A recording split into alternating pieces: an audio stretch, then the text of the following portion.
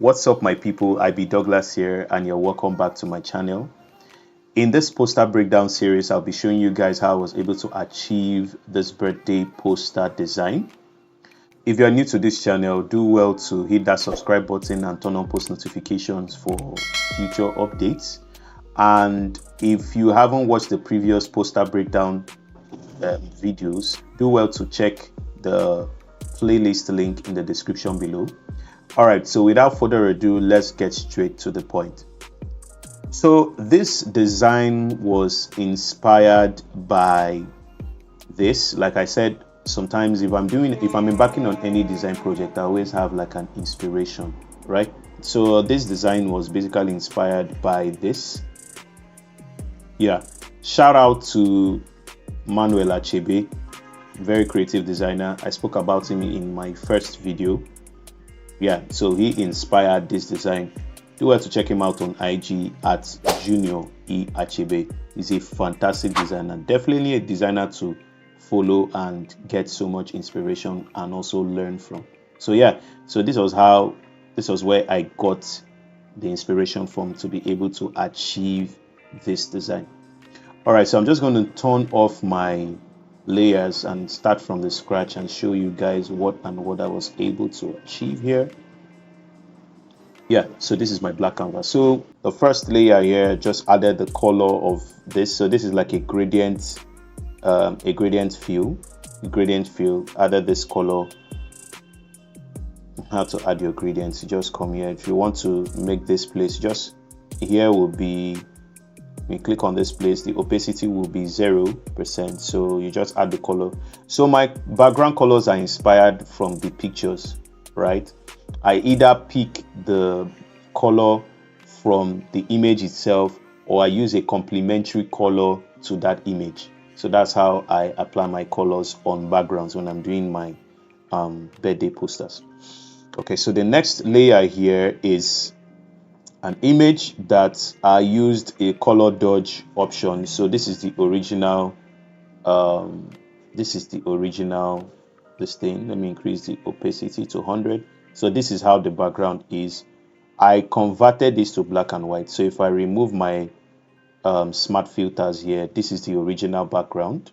So I converted it to black and white, and then I went to my color dodge option here, right, and then reduce the opacity to 18%. So that was how I was able to achieve that, so it blends properly with the background. And then I also added another one again, right, to still make it more visible and all. Yeah, I wanted it to be more visible. Yeah, but then I used a different blend mode this time. I used vivid light.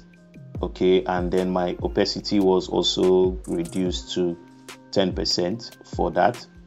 And then the next thing I now did was to also add a newspaper effect. You won't see it properly, but it's there because I use the soft light option. So this is the newspaper effect here in its normal, this thing 100%. This is the normal, this is how the image is. And then I used the soft light, and then I reduced it to 11%. Yeah, so all these things I just just to beautify the background and not make the background look very dull and boring. That's why I add all these backgrounds. All right, so the next layer here is an image.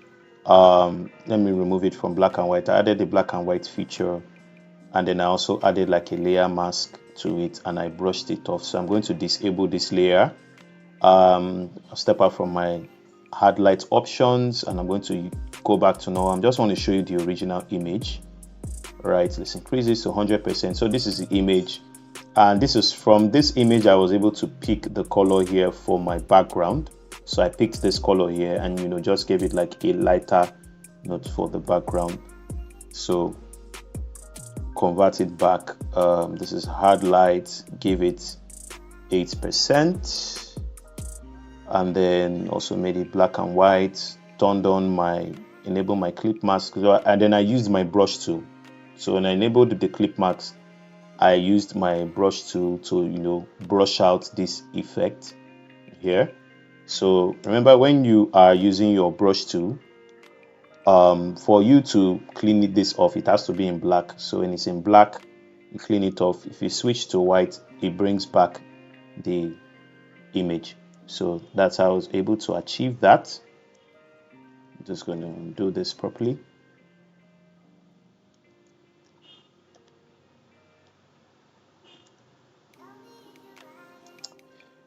Yeah, so over to the next one, I had to now add this number here. So how I was able to achieve this 54 or 54, right? Simply is just a mix of the number and patterns, right? So let's just start from here. So this is my 54. This font, the name of this font is Comic Kings. So I just wrote 5 and 4. Let's remove this so you guys can actually see how this came out. So this is a color. I just had to use like a color complementing the background. The background is kind of, it has this light purple, background. And then I had to like, choose a color that complements that, which is orange. It went well with it. So Comic Sans, just added my 5, added my 4, just brought it. I just merged it together. Not like I just brought it together. You get what I mean? All right, so I just did that and then grouped it together, and then I added a pattern to it. This is the African pattern I added. Like I said, when you want to look for patterns, just check online, go to Pinterest, just search for African patterns or creative patterns. So this is the original pattern though. This is the original pattern. This is the original pattern that was power clipped here. If you want to power clip, go to my keywords. So if you want to I always use power clip, force of habit, CorelDRAW user turn to a Photoshop user. So if you want to power clip, right, sorry, not power clip, clip mask, forgive me guys. You hold your alternate option, you select the image you want to power clip into the next object, and you hold your alternate. Now if I'm holding this alternate, now I'm removing it, so it's not clip masked into that 5-4, but I want to clip mask it. You select it and then you come here, just come in between and hold your alternate option. It gives you this kind of arrow in between. That's the option for clip masking, and then you just left click and it clip masks that pattern into the number. And then I always convert to black and white before I fuse my background, or before I fuse any pattern or any texture on my background. I always convert it to black and white. It's safe and better that way for me, so it can be able to, when I start applying blend modes to it, it can properly fuse, and maybe the original colors of that pattern or the image or whatsoever won't have to start contradicting and having a kind of contrast that I don't like. So coverage is black and white, and then I used my overlay option, and then I also reduced the transparency of this. So that is how I was able to achieve that 5-4. Okay, so our next layer here is the pictures. So I had to group these pictures because of what I wanted to achieve, and then also for easy movement. But these are the pictures. We want to start putting them one by one. I had to add like a gradient, so I'm just going to start this. Let's turn this off. Let's turn this off. Yeah. So the first image I added actually was this one. Yeah. I went to my layer mask. This is where to activate layer mask, right? This is where to activate your layer mask. So if you select, I just duplicate this. Let me remove this guy. Let's turn this off. Let's remove this completely so you guys will see. So this is the original image, right? And then this is where to add your layer mask. You add your layer mask here. You go to your brush tool, increase your brush size. Make sure it's on black because it's a white background. So make sure your swatch here is black. I use X to switch it, and then you start cleaning. Right? You start cleaning. So here you come to your brush option. It determines the hardness or softness of the brush and also your size. I use the brackets, square brackets open and square brackets close to reduce. My square brackets open to reduce, square brackets close to increase my brush size. And yeah, that was how I was able to achieve that. So that's it for that first picture. Let's delete it, put it back again. So that I was able to achieve that. It's not really the reason why, it's not really that neat, but I was definitely going to add other pictures on it so you wouldn't really notice this part. So I'm showing you the pictures again. All right, so the other pictures I added behind it, I had to convert this picture to black and white, did some little changes or touches on camera roll. So this is like the original image, right? And if I also disable the layer mask, this is how the image is, right? So just enabled my layer mask, and then also converted it to black and white, went to camera roll, made some edits, and then I used my brush to brush off that effect there. So that's it for that image. And then for the next image here, no, not this one, sorry guys. For this other image at the back, same method, convert to black and white, added my clip mask, and then use my brush, and then I brushed off that area. Want to see the original image, you can see it. If I disable my layer mask, this is how the image is, right? So I just enabled it, converted to black and white, and then use my brush tool and did that effect. Then the next one. So the reason why I was making all these images black and white is so that the viewer can pay their attention to two images. This one at the center here, right? And the other one, which I'm going to show you a few minutes from now. All right, so this is another image, same pattern, convert to black and white, activate your layer mask, and then you clean up that area. Same for this too, same step. And then I added this picture. So this is the picture, right? I added. So you see how these other images have covered off that part of this image, right? So let me zoom so you guys can see this closer. So yeah, it has covered some parts of this image here. I could actually like move this image a little bit. Could move this image a little bit just to cover some parts of that, so it won't really, yeah. So that's how we're able to. So then I created an extra layer, created this extra layer. I wanted this image to also pop behind. I didn't want this image to get lost, right? Though it's visible, but I just wanted, it to pop from there. So I just created a layer, and then so it was like a pinkish kind of color that I added, right? And then I just used this blend mode, lighting blend mode, went to 61, color overlay. I gave it the orange kind of, I gave this kind of feel, right? Just to make that side pop a little bit. So yeah, that's basically what I did here. This eclipse was supposed to be for the shadow. It wasn't really coming out the way I wanted. I said, oh, no need, let me just leave the shadow effect. So that's why I didn't do that. So I'm just going to remove that. I didn't see the need for that. So that's it for the image section. All right, so after my pictures, I then now added the name George Isonwa. So yeah, I added a little drop shadow to it. The name of this font is Sora, and if I click it, it's supposed to show here. Well, let me just click it here. I think you're going to see it. Yeah, so the name of this font is Sora. You can check it out on thatfont.com, or you could just search on Google and you see different results to download that font. And then also added the happy birthday text. The name of this font is Dear Kimberly. And then added pastor to this. So I just added it, zoom this a little bit so you guys can see.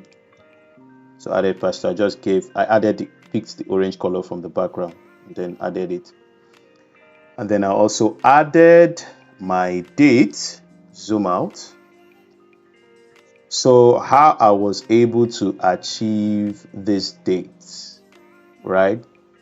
So let me just show you guys how I was able to achieve this. So the name of this font is Comic Kings, and then the February Sora.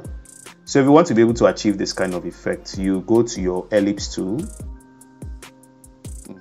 Good. So let's use a dark stroke for this, and then you draw your circle. Let's do this outside. You draw your circle. You draw your circle here, right?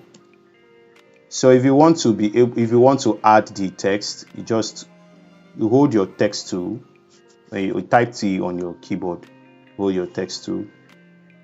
Just come here and type it, or you just hold your text tool, and then you take your cursor to the circle, right?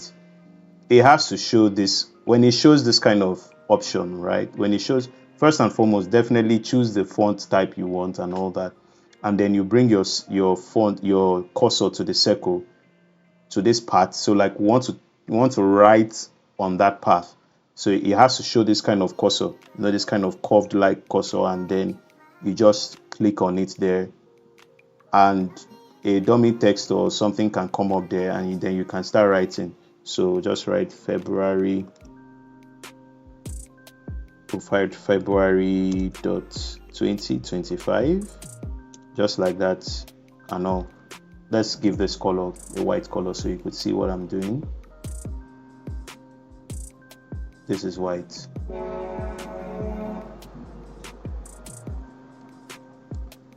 Yeah, so you guys can see what I'm writing here, right? So you could just write this February 2025. Take our cursor here.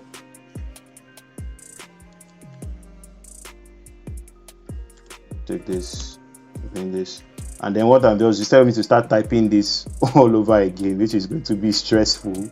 I'm just going to duplicate, take my space, do this again, take my space, do this again. I can still do this again, but because of space, so I'll just try to increase the font size. See if you could cover up for that. Just trying to balance it. Yep, good job. Yeah, so this is properly balanced, and then you're done. So you can practically just remove this from the image and you just bring it here. So that's how to create the text on part, any shape. So whether it's a square, whether it's a circle, on all that. Once you create the shape, make sure you give it the outline. Don't need to give it a fill. If you want to give it a fill, no problem. But what we want to achieve, it's the text written on the path of the shape. So you just create your shape, give it a stroke fill and all, and then an outline fill or a stroke fill, whatever. And then you bring your text. Make sure that your text, when you click on your text tool, right, it gives you that option. Make sure you put it on that, your cursor on that option where it gives you this kind of curved like effect. Let's just delete them out of the way. All right, so that's how I was able to achieve that date. And then let me zoom this for you guys so you guys can properly see. And then the next thing I did here was to now add the names, like the names individually. So you see name one, copy this. So I just created my rectangle outline. If you want to come to your rectangle, create your rectangle, you come to this area, just click on rectangle, select the stroke you want, right? Select the stroke you want, create your rectangle. You can even select it here yourself, the thickness of the stroke and all that. And then I also added my font, same font I used, Sora, right? And so I created this. I was just giving like names, descriptive names for my pastor, right? Descriptive names for my papa. So I just created that, and then I duplicated, I moved it to this position. I was giving like each of these images, I just added names to each of these images to describe who he is, right? Duplicated another one, placed it here, duplicated another one, pasted it there. So yeah, duplicated another one, pasted it here. It was only the center image, I didn't attach any this thing to, right? And then I also added my write-up over here. Generating write-ups are not hard with the use of AI. Just go to your ChatGPT. You want to put a birthday message, you want to get a birthday copy for someone, right? Just type today is so birthday, generate a birthday message or da on ChatGPT and make it refined, brief, and all that. And ChatGPT is going to give you that. Our brother ChatGPT. All right, so this is it. Just a little write up and all that. And then after that, I then added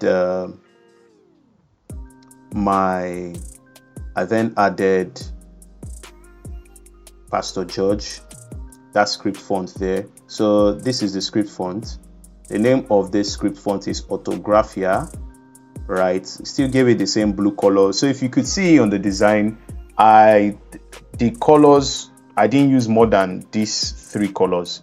The light purple on the background, the orange, and then this kind of darkish blue. So those were the colors I used, right?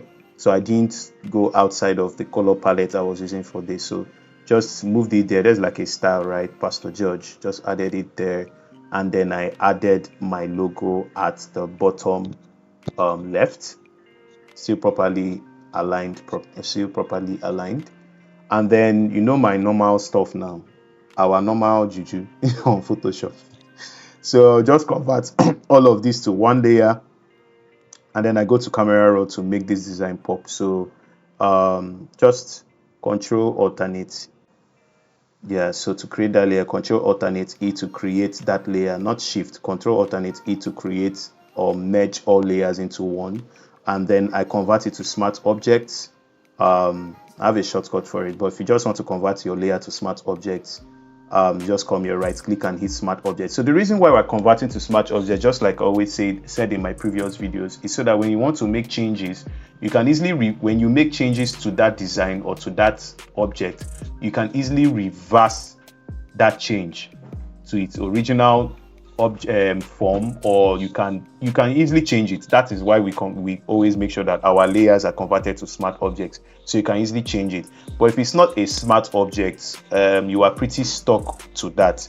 So that's why it's best to convert to smart objects, and to also be on the safe side, you duplicate that layer and just keep, just in case. So I've done this. I convert to smart objects, and then I go to my camera raw to shift Control A. I go to my camera raw to add just a few things just to make it pop. So because there's now camera raw, you don't have to like fixate yourself to one particular pattern. As far as it's giving you what you want, right? It's just to beautify, or like I would say, make it pop. So I add my grains here, clarity. Don't want to make it too much. And then texture, you see that when your texture is too much, you see the blacks, you start having this kind of greenish effect. So don't want that. I don't want to achieve that. Go to my exposure section. The whites, I can make this a little bit. The blacks, I can reduce this, but I don't want that. Highlights, don't want that. So any changes you're making, you can just zoom to it. And sorry guys, there are other artboards I turned off here. So just zoom and you see what is coming out, and however it is. If there is a particular kind of preset you want to be using on your designs on camera raw, and you don't want to like having to start coming and you start doing this on every design, you can actually save this preset. So how do you do that? When you've made your changes and everything, you come to this 3 dotted button here, you go to save settings, right? Select wherever it is you want to, whichever directory you want to save this. You can give it a name. So for me to easily remember that this is a preset I want to add to my birthday designs, I could just come anywhere and then I can just type and rename this birthday, right? So I have saved this preset. And if I want to load this preset, right, I'm going to cancel this. So I'll show you guys how to load the system. If you want to dismiss here, I'm going to dismiss this. So I'll just come here. I haven't added anything, right? So I'll just go back to my camera raw. If I want to load that preset, I go back to my camera raw. Sorry guys, it's a little bit frosty today. All right, so I'll just go back to my camera raw and I'll come back here. Because I have saved the preset, I want to now load it. I have saved it already, so I want to load the preset. So I'll just go to load. I'll go to my location where that place is on my downloads. I believe that I saved it there on my downloads. Yeah, so just double click it, and you see that the effect, bam, it has changed. So if I applied your effect, you are done with it, just click on OK, and you wait for camera raw to do its magic. So that's how I do it. So this is like the finishing touch of this design. All right, so we've come to the end of this video. If you found this video very helpful, do well to like, drop a comment below of what you learned about this video, and don't forget to hit that subscribe button and turn on post notifications for future updates. Also do well to check the playlist in the description below again, to also catch up with the previous poster design videos that has been posted. All right guys, see you next time in my next video. Peace.